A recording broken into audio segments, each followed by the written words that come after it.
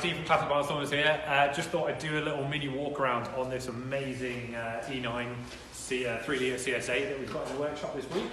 It is a really lovely car. It's been mostly restored by the owner who's had a bit of an issue with the engine, and that's why it's come to us for. We're going to do some engine work on it. But I just wanted to show you around a really nice example of an E9. So as you can see, it is kind of marks the change or almost like the modern creation of BMW as like the brand as we know it now. This was BMW's kind of first really luxurious car.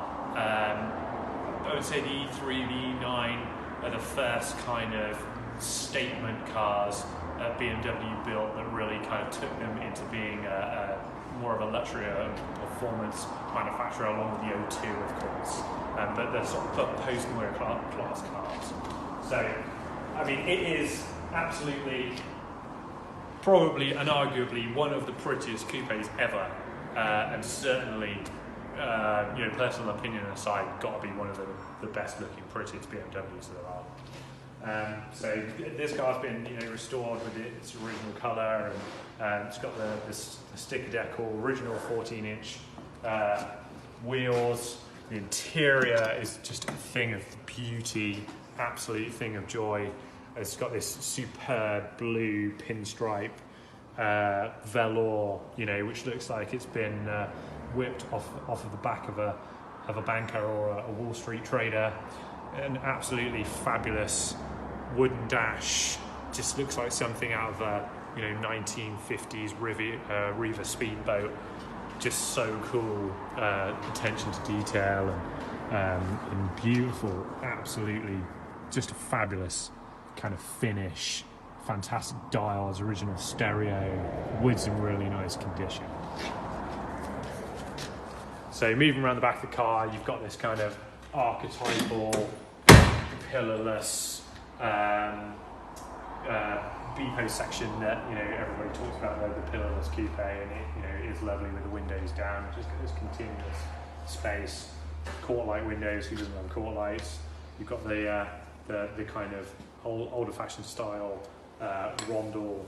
It's just a fabulous, beautiful car.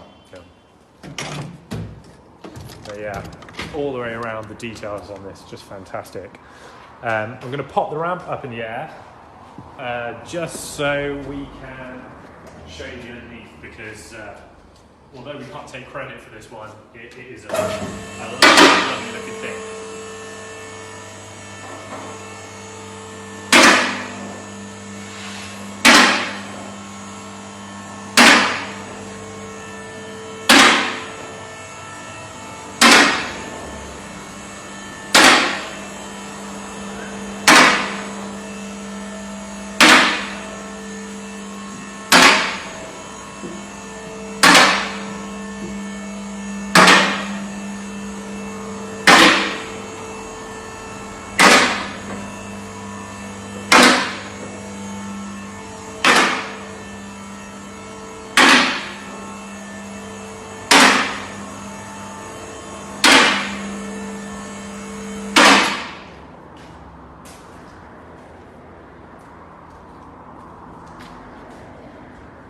So, join me underneath the car.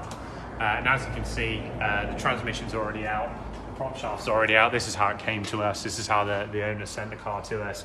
You can see he's done an absolutely brilliant job of resealing the bottom of the car in a sort of factory style Verts product. I think it was a Z-Bar back in the 70s, but it's got this nice textured underseal to it. You can see, you know, absolutely attention to detail, new brackets, new bolts on everything, new lines, diff been repainted, it's had a new fuel tank, new shock absorbers, brake calipers have all been rebuilt. You know, this is a lovely, lovely restoration, and absolute kind of kudos to the guy who did it. Nice that we haven't got to clear a load of mud off the bottom of it before we start. So yeah, there you go, the underside of a pretty dang spotless E9. So we'll get to pulling the engine out shortly and stripping it down and see what we see.